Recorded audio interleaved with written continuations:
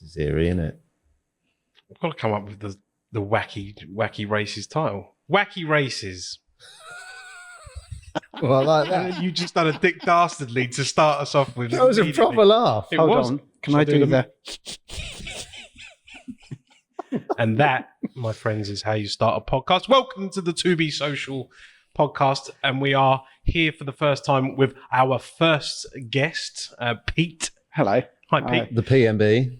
PMB. Yeah. Yeah. Oh, I don't Yeah. actually know your full name, so we've started really badly. I've not done my homework. So it's Pete Mytton-Bayley, but everyone calls me PMB or Mitts. So PMB. Well, Yeah. welcome to the To Be Social podcast. thank you. You have kindly allowed us to come onto a location recording here at the HYPERVSN demo suite in London, which is an amazing facility for those that don't know HYPERVSN. Thank you. Yeah, That's it's beautiful, a isn't it? pleasure to have here. Oh, yeah, it's cool. and it's a beautiful old building. So. Yeah, leather market. It's amazing. Like we were saying earlier, nice bit of dirty history just over there. Oh, It's yeah, like, that's proper weird. crazy. Yeah. So now I'm going to drop the corporate social in. I thought you were doing really well. No, I was going, yeah, we're just going to get out of that and back to normal. Hello, Ciaran. How are you? All right, mate. Nice to All see you right. again. Yeah, it's all Welcome good. back. It's good, isn't it? We're getting there. We're having a laugh. We're having fun. We've been listening to our edits that That's producer painful. Laurie has been busy beavering away at and making things come together really nicely, which is amazing. Yeah, it's been a journey, and here we are again trying our luck at the podcasting world. Yeah, you're not a stranger to podcasts, are you, Pete? No, I've done 4 podcasts now. Oh, we'll just give up going. So one, Told you. I actually hosted them for HYPERVSN. Yeah. So we did one on retail renaissance. We did one on the consultants within the AV industry. Oh, you had the Australian fellow whose name I can always escapes me with you. Which Oh man, what one did I watch? It's really good. and He's like a bald dude with a beard, and it looked like he was. yeah, that's him. That's Yeah. Phil Martin. Yeah, really, So really great Phil guy. Martin from Fascinating. PTS. Yeah. PTS Consultants. It's and then we did one with Maya Knight as well. Maya Knight is if she runs Retail Magazine and quite a few other bits and pieces. But we've now switched over to Tony Marsden, who actually does our podcasting now. So Cool. obviously they didn't think I was good enough. Yeah. You didn't and- take any slight by that, though. Well, actually, strangely enough, if you Google, I've got way more hits than he has. Yeah, which is even more funny. Well, but- we'll take that in our virgin extravaganza into the world of podcasting with guests. Because me and you talking is one thing, isn't it? Yeah, it is. Now we've got someone else to focus on. what to poke fun at. No, not Well, we at all. poke fun at each other a Nah, lot. There's a lot of self-deprecation that goes on a daily basis anyway. It's Bad like, behaviour. Bad behaviour. Yeah. But today is a good opportunity for us to get into the conversation and drive us towards our challenge, which is plugging the air gap within the audio industry. And the idea really for today, Pete, is to just give us a little bit of you. Find out, I don't know, where did you start? How did you get into this? Give us a rundown of your path into the industry, how you came about being hang on a minute. Before you answer, we've only got half hour. Are you saying that I'm that old? Yeah. Well, actually, you're right. Yeah, I am that old. I probably started into the AV industry over 30 years ago. So it was when it was CRTs and not black and whites. Okay, yeah, they were I love colour at black the and white. time. So for All right. those that don't know, CRT, It's cathode ray tube. isn't it? Yeah. Yeah. So the old big tellies that As deep as they were wide. Yeah, and they were so heavy as well. I started with a company that actually is still going, strangely enough. They've changed their name. I don't know whether I'm allowed to. You name drop whatever you like, mate. We're not the They were BBC. called ES Video. They're now called Media Zest. Okay. So I was based in Farnham. I was a buyer for them. I used to buy Media 100 for Apple Macs at the time. Wow. But I'm actually a qualified electrician. So they suddenly realized that installation would be really good for me. So I used to do all the HMVs around the UK. So do you remember when they had all TVs in there and video walls and, video wall processors and all the rest of it? That's what I used to do. So I used to travel everywhere. And then from there on, I've just moved around. I don't move a lot. I tend to sort of stick at, places. So I'm usually 5 to 7 years in a place, and then I'll move on from there. Is that a decision that you make? Yeah, I just didn't.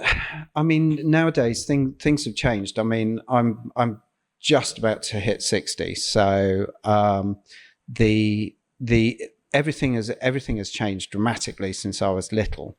I mean, it was black and white when I was little, and strangely enough, I used to think people used to see in black and white, because the TVs were black and white.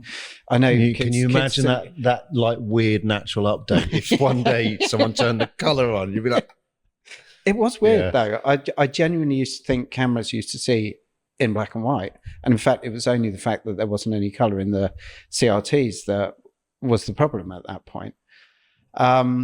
So the decision is that you didn't move around. It was frowned upon when I was little to move around. Now you're looking at anywhere between 6 months and a year, and people move. Yeah. So I tend to sit with my old views of the way things were. And some people like it. Some people say, why haven't you moved around? Why haven't you progressed to being, a director or whatever at that particular point? To be honest with you, I've never really wanted to do that. I've always loved what I do, and moving through the industries with regards to LED and the onset of LED and LCD format has been really interesting. What was when you first saw the transition from CRT to LED? What was your immediate reaction to that? Well, actually, I was at Stelgis at the time, and we brought the first plasma screen into the UK. God, they were so expensive as well, weren't they? 21-inch plasma TV was 35 grand. And how much did that weigh? It was like a small rhinoceros. Yeah, it actually had an umbilical cord that came from the bottom to a power pack. Yeah, it was unbelievable. And obviously we all knew that, we didn't know at the time, but it suffers with solarization and burns and quite a few other bits and bobs as well. And it had no audio with it. So there wasn't any? No, there wasn't. Yeah, No. And you used to have to, put speakers and everything to go with it at that particular point. But the MOD bought them. But it was wafer thin. Oh, no, it was huge. It was probably about a good 4 inches deep. But at that in point comparison to the CRT. Yeah. Absolutely. And when you're now looking at paper thin OLED or paper, which that they're now coming out with, things have transformed so much since I started in the industry. It's quite. I suppose it's eye-opening as well, and bizarrely, my son's now in the industry as well. So Alex, my son, has joined into the industry. He works for one of the big resellers, and he's now following the footsteps. Yeah, which is just it's really strange how sort of sons follow dads and so on and so forth. So if you Google my name, you will find me, my son, and my wife.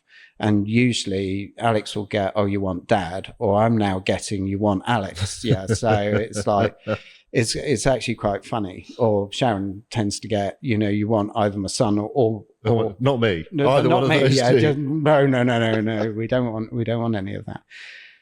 But the one part of the AV industry that I think has been overlooked, and it's a major one. And thanks to Ciaran, he actually came into HYPERVSN and changed our speakering system that we've actually got in here.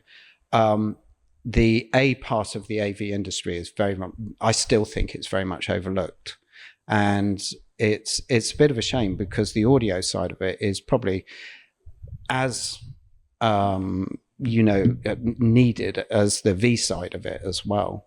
But with the A side being not as well looked after, it tends to get overlooked a lot more. But there are, and we were having a chat this morning about that. There are consultants out there that are real specialists in it. Yeah, there are, and they're really very, very good at it. Yeah. Why do you think that the audio part of AV has been overlooked in the grand scheme of things? because it's always there. Yeah. But the strive to develop quality within the solution package, is that what you think? It's not necessarily. I had a conversation with a lighting designer once, and he said, well, no one cares if the sound goes off, and I said, well, no one cares if the lights go off. You can actually carry on with listening before you can see. And he said, yeah, well, God said let there be light. I said, but you had to hear him first. And Absolutely. you're right. it kind of stumps the argument right there and then, and it was quite a good I didn't realise I was that quick at responding. That was very good. That's a real cracker. Yeah. 10 points. But we as people that work within audio, and I've done that for 20 plus years now, it's never been a case that it's not there. It's just that as the workplace, workspace, corporate environments have developed, audio has become a bigger part of the offering, media presentation. Now we're big into video collaboration and Teams rooms, Zoom rooms, whatever room you've got now, Neat this, yes that. There's so many different variations of a theme. Sure. Coming back to the central point, where did audio go wrong in that process? I don't think it ever went wrong. I just think it was overlooked. And the fact that a lot of people tend to buy quite cheap stuff, which isn't as good. I mean, we'll give you the example was we actually had a full speaker system here, but because this building is we're not allowed to touch it because it's so old. And it has very little audio dampening in here. Yeah, it was just reverberating around here, and for me, it was a real problem. I'm partial hearing, so I'm totally deaf in my left ear, and I'm about 60% down in my right. And when Ciaran actually bought the K arrays in, it was K arrays, wasn't it? Thank God for that. Yeah, Amazing. Got that one. Brand awareness. Yeah. When they brought the K array, you've got it written. Oops. Yeah, Nice. when they brought those in, it made such a difference, and the way that the speaker quality from such a small speaker as well, has made such a difference. Whereas you can get these massive speakers that are 10 grand a go. Yeah, genuinely, I can't hear the difference. But when we changed our speaker system here, it's totally different. Yeah, and I'm not sure there are certain speakers that are out there that are slightly different. We've got Panphonics, there are which are very, very different in the way that they do, and you've got things like long-range acoustic devices and all sorts of stuff that the military use. Yeah, and it does make a massive difference to what the sound quality is. So in here, we don't get any reverberation now from the K arrays. You've got high intelligibility as well, so you can actually understand what Luna the hologram is saying, can't Absolutely. you? Yeah. And because before it was because of where the sound's coming from. So for those that don't know, HYPERVSN is a hologram company. So you're not even a real company. No, of course it's just not. a hologram. I'm not real. Amazing. Where have you brought me? I know. I'm good at this. I told you, don't give me any trust. Okay. From our point of view, over the last few years, developing a structure for sales and for bringing brands to market and trying to expose them to particular channels for providing that solution-led approach. I think that's possibly where the disconnects happened. That the audio world, historically based from the rock and roll industry, or predominantly from rock and roll music recording playback, whereas videos coming far more from the IT end of the world, as in visual display units, historically either a TV for watching at home in a residential environment, but in a commercial environment, you're transitioning much more towards IT, and the sort of, it appears that there's a far sort of more structured route to procurement via those specific channels of distribution, reseller, and you've referenced that very distinctly. Whereas from my end of the table, I don't understand that. As an audio person, well, hang on, that doesn't make any sense. Like, I reckon that's why who are there's these the divide, resellers though. that you speak of? Like it's a different end of the market where the two haven't yet, I suppose, crossed, because rock and roll is born out of love, grit, sweat, and tears, whereas a very tidy 52-inch display or 50, whatever is in a box, and it's neat, it's packaged, and hasn't gone through that grit process to develop. It's factory developed by very, very clever people, obviously, and I think there's more white lab coat scenario than there is black t-shirt rock and roll. But do you not think that that's totally changed now when you look at music venues?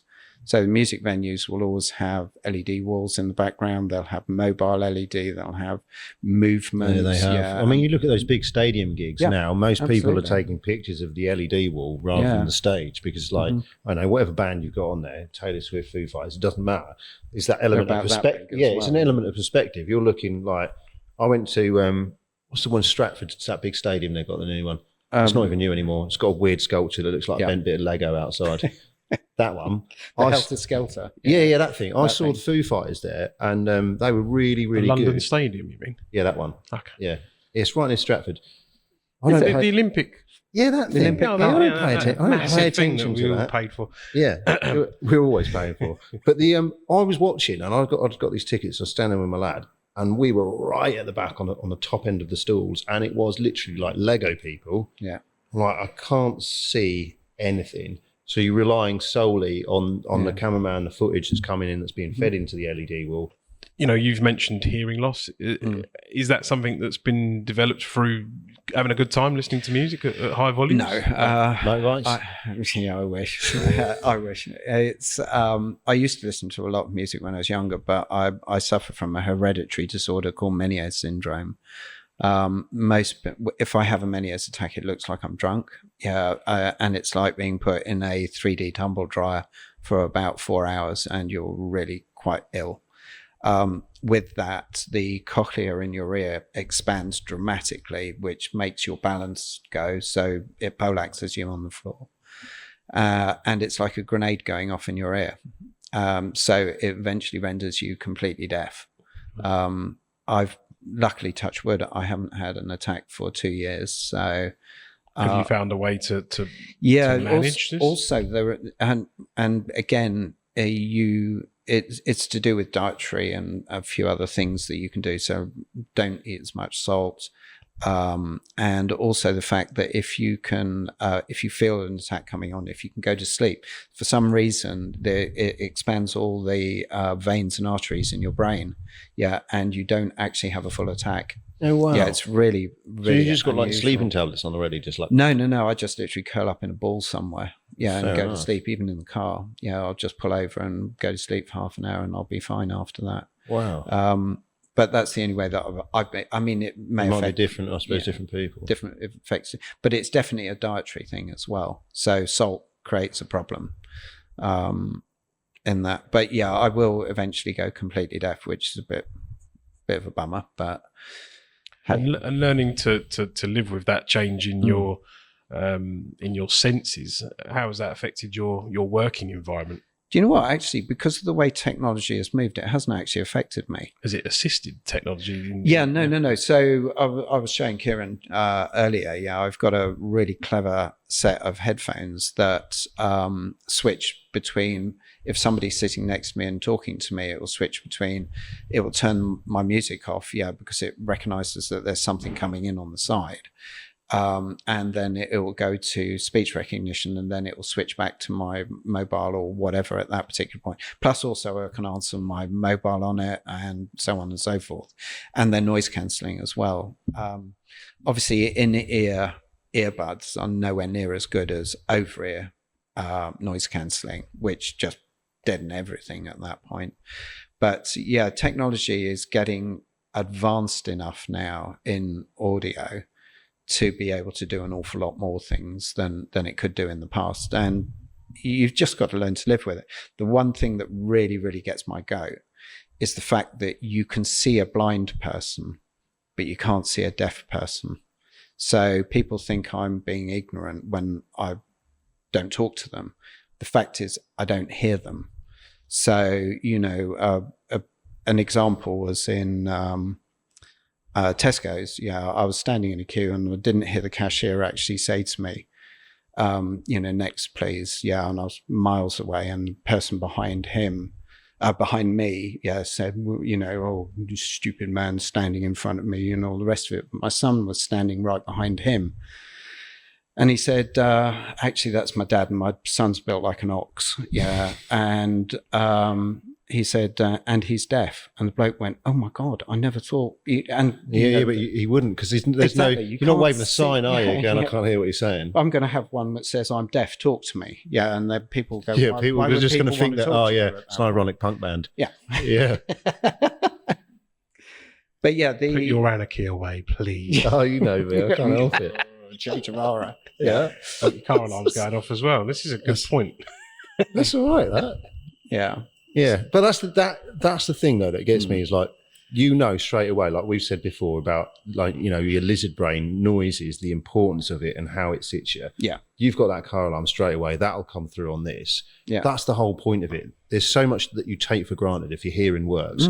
Mine's on its way out, nowhere near the level that yours is, but I've noticed a difference. I'm only 41, and the difference in it now compared to what it was 20 years ago is quite dramatic. I didn't even think that standing in front of a 4x12 cab and playing heavy metal at a very, very loud volume was going to have a problem, but it clearly did. And then when I was a kid and people said, I'll be safe and do this, I'd be like, oh, shut up, you tool. It'll be fine. And you just think, I'm invincible. I'm 20. This is fine. Life is like that. And you don't think I'm going to blink and then I'm going to be twice the age and have lost something because of my activities. So it's like, I think raising awareness about how to protect it, especially in the industry that we work in. Well, this is also the reason why buds now on mobile phones actually say you're listening at high volumes. This is damaging to your hearing.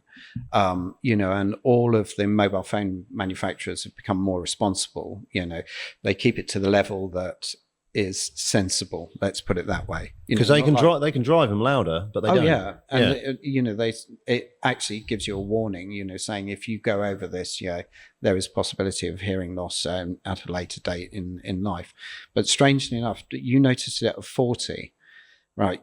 So most males who are blue-eyed, actually have that problem. 40 is the cut-off date for some reason. Google it. Seriously. Don't trust. It's a really, really weird thing. And most people that suffer with Meniere's, it happens at 40, and they are blue-eyed males mainly. Well, it's a very strange. Weird. It's a very, very strange. I'm going to not have salt on my chips from now on. That's all I can do. I think that plugging the audio air gap would get us into the gene pool discussion of chromosomal choices. No. Sorry. It's just genes. Well, I've never considered such a thing. But I live in Norfolk, mate. You be careful. We're not even going to go into that chat. We're staying clear of football. Actually, that's a very good point. On politics. And we're definitely not going to get into regional slurs. Oh, I love a good slur. Or slates. Or pig farms. I live on an old pig farm. I know you do. Throw it out and reel him in. Easy target. Come on. No, but I think like with that alarm going off, that's the thing that I wouldn't necessarily think of the impact of that alarm. I hear it and I dismiss it because my brain's already gone, right, there's an alarm. That's clearly a car alarm. It's not my car alarm. Even if it is, I don't care because I can't get to it in time. It's fine. But if I could only hear a bit of it, you'll have heard that different to me. I didn't hear as much of it. Yeah, that's what I mean. But then that noise, it's like, at what point then do you think, oh, hang on a minute, that alarm system or that VA system or in this building and this has happened or that's happened. That's a huge impact for people. That's but that's the importance of audio. But then the tie together of the two things. So it's like, if that alarm's going off and then there's a visual message and that's what you're doing with an arrow to clear a building or something, that solves that problem. Totally.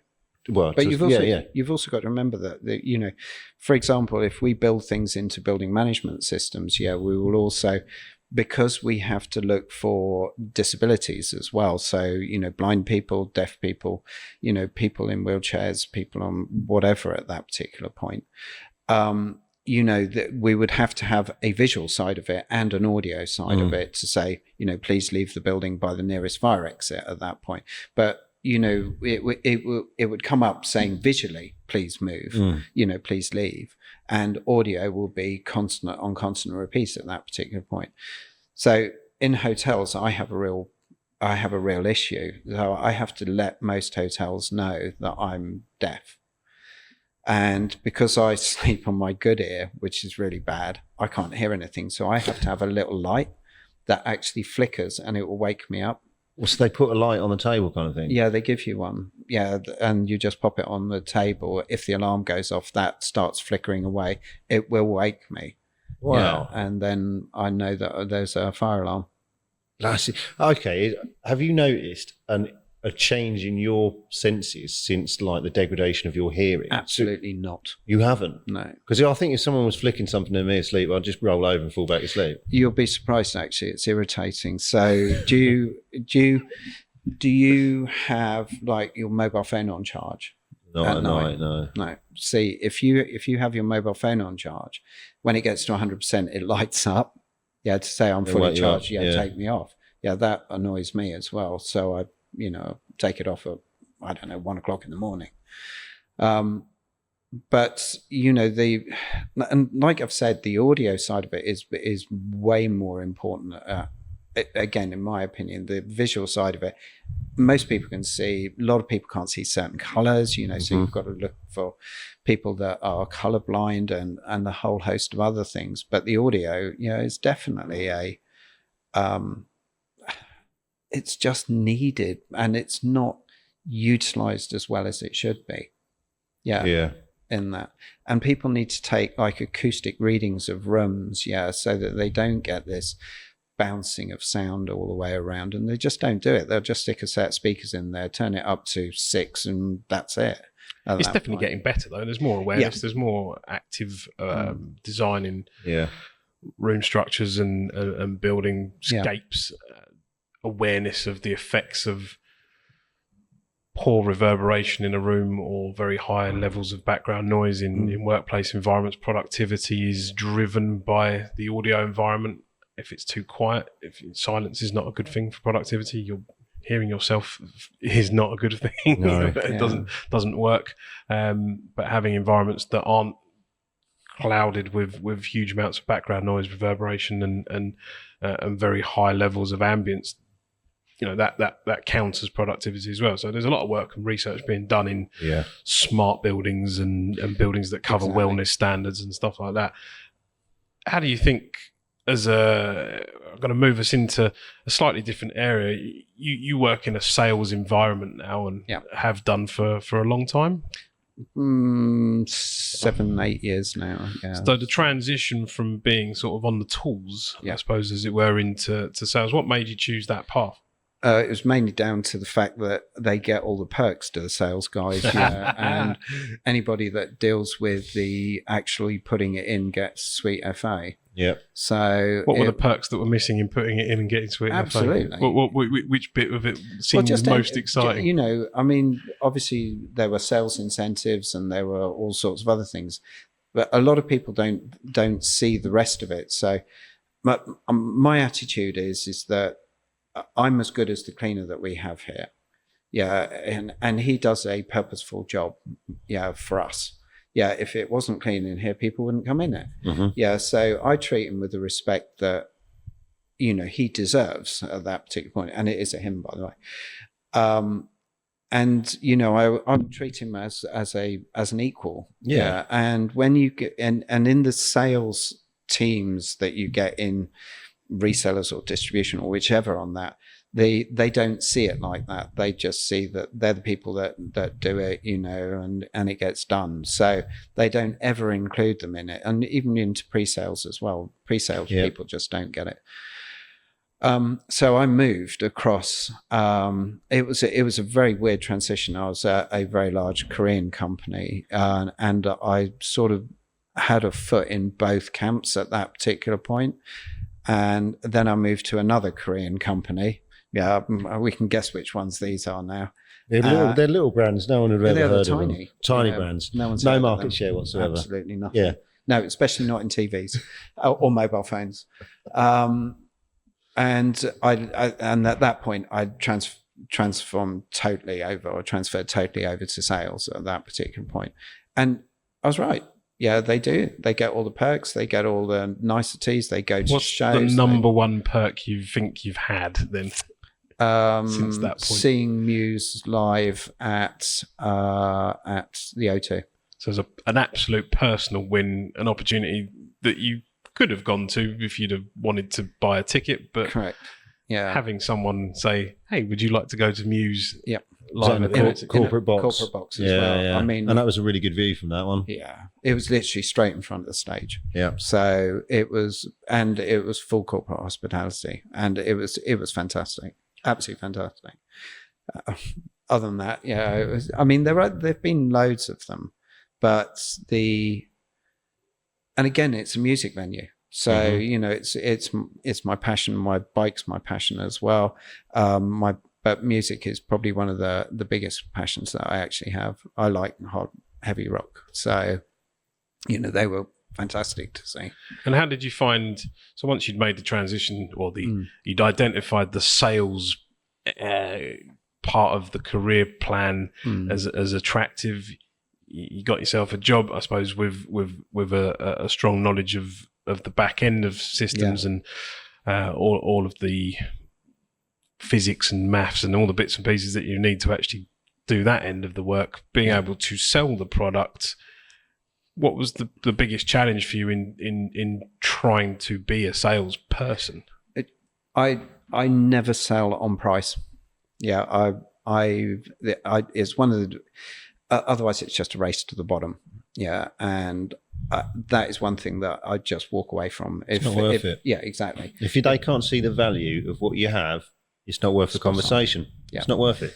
So, having actually dealt with the end users and also doing the installation side of it, I sell on the benefits of what it will do for the customer. Yeah, and that's the way to, again, in my opinion, you know, that is the way to do it. Because if you sell it on price, you know, you could have a really cheap Chinese brand, and it does exactly the same as a really expensive European brand. But, you know, what are the differences? Why is it cheap? You know, what's the differences between the two? And that's where, because I used to install it, I can see the differences. So I could say the reason why, you know, you've got a £5,000 set of speakers, or you've got a £100, you know, that you've bought down your local co-op or, you know, supermarket. You know, what are the actual differences? What's the tone differences? What, you know, what's it made of? Is it a neodymium magnet that you've got in there? Is it a standard, you know, something that they've just remagnetized by putting an electrical coil around it, and things like that, and listening to the differences or seeing the differences, depending whether it's the A or the V side of it at that point. And again, you know, when we do sales here, people just look and they go, yeah, but what's the difference between this and you know, a LED wall, for instance? Engagement. Yeah. Do you remember that 98-inch in the airport? Mm-hmm. And it was like you could look at people, and it was that I can't remember the term you used, but it's like digital overload. Noise. Yeah, digital noise, where you're watching people looking at a 98-inch screen and just dismissing it in a heartbeat. Instantaneously. Yeah. There was no audio there, and there was nothing to draw you in. But because it's changed so much in the last 10 years, people are so used to seeing. I think especially younger generation, because they've got a phone in front of them all the time, haven't they? They've grown up with it. They're immersed naturally in that technological world. So it doesn't have the same relevance. You know, like 20 years ago, if you'd have seen a 98-inch TV that was that wide with that level of high definition colour, you'd have just stopped what you were doing and going, mate, I'm not coming into work today. TV has killed TV. TV's killed TV. Do you know why I say that? Because we mentioned earlier about stadium shows, rock and roll, and that the audio hadn't necessarily kept up with video displays, or that the video and lighting technology had become a prevalent part of the rock and roll experience, and that you're watching the screen. But the advent of the experience for the average punter is probably demonstrated more through television experience first. So shows like Pop Idol, I'm I'm not going to say Love Island because that doesn't feature anything of any value. I've never seen it, mate. I don't know. You know what I mean? Pop idols, pop stars, X Factors, Britain's Got Talents. They've all got huge £1 million video floors. I missed this, and you're laughing, and I want to know why. What was it? I don't know. I've not seen it, so I've got nothing to comment on. You don't know. I don't know. There's no need to apologise. But like that process of that if you're in, for the click of a button, you can see millions of pounds worth of equipment being used in an environment of which you're being led to relate to. If you don't keep up with that in the live experience world, then people feel cheated now. Yeah. So I remember doing, maybe 15 years ago or more, the first sort of video walls going into British holiday parks. The British holiday park experience was about to augment to a slightly higher level than the perceived Butlins, Heidi Hyde style entertainment. And the content wasn't even ready to go on those displays at that point. But using projectors, LED video walls, we were talking about huge pixel pitches. Now we're talking about no pixel pitches. It's a very long but interesting journey.